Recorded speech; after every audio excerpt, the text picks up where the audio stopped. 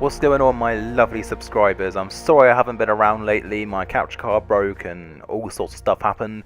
Nevertheless, I'm back to bring you another video, and this is how to survive in Battlefield 1. Let's get cracking. The first thing I want to mention is meeting someone head on in a firefight. The first thing you want to do is make yourself a smaller target by lying down, and then reload if they've taken cover as well. And then when you're ready, get them in there, get them in your sights, and then fire at them and kill them. If you do see a tank head on, then run, because you're not more powerful than the tank unless you're in the assault class. And hopefully you should just run into someone with the bayonet. If you do find yourself in a situation where you've got a lot of cover and you've got a light anti-tank grenade, then I would throw it at the tank because it creates intimidation and it might flush them out of the vehicle, especially if they're on low vehicle health. On this occasion I did kill the driver and the gunner, and I was able to get into the tank and give myself a bit of thinking time, and also give myself a bit of armor, just so I can capture the rest of the objective and move on to the next. We have taken objective butter. If you do find yourself looking at a room full of enemies like that, then run, because just like the tank, there's a lot of them, and well, one of you. So it's pretty hopeless trying to fight against them. So if you can, just pick them off individually rather than trying to take them all head on.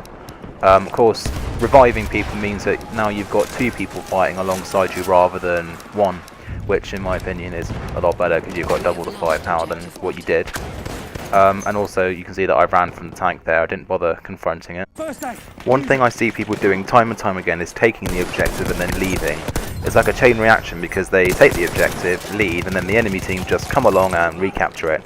It's good to take the objective from the enemy team and you get points, but you also get more points in the long run for actually holding the objective. The last thing the enemy team will expect you to do is actually stay at the objective and fend off enemies. Just because there aren't many of your team and lots of their team doesn't mean you can't at least try to take on more enemies. There may even be one of you at the objective because, like I said, they all go to the next objective. But don't let that intimidate you, because if you have a bit of confidence and tactical thinking, you can take on more enemies than you actually think. The best way to do this is to stay in cover, and then when the enemy team are off guard, because they think your team has moved on to the next objective, start picking them off. And subsequently they will be deterred from actually taking the objective, and they might even move on to another objective. I just wanted to reiterate what I said in the third clip about this video regarding being a medic. Although you might not have all the fancy explosives and tripwire bombs that your comrades have, you have the ability to resurrect your teammate from the dead, meaning you have more people firing at the enemy and consequently more of a chance of pushing on to the next objective. I would avoid being in head-on combat situations and flanking, especially seeing as you don't have the most powerful weapons in the game. But if you do find yourself in a situation where there are a lot of your teammates dying, take the time to revive them and maybe even give them a med kit so they can heal quicker.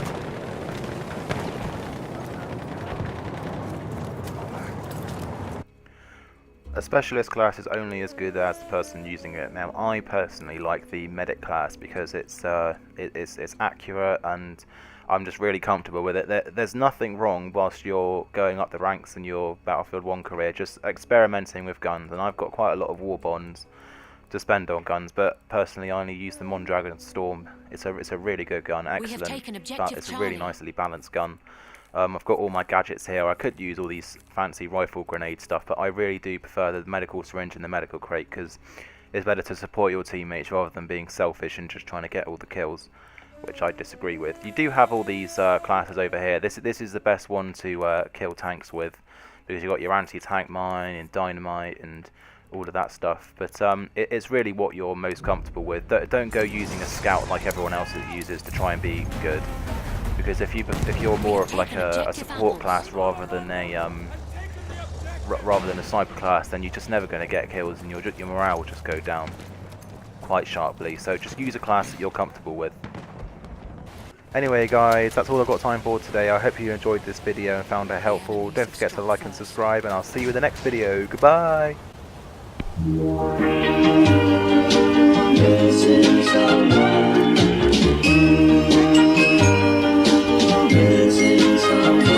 Missing someone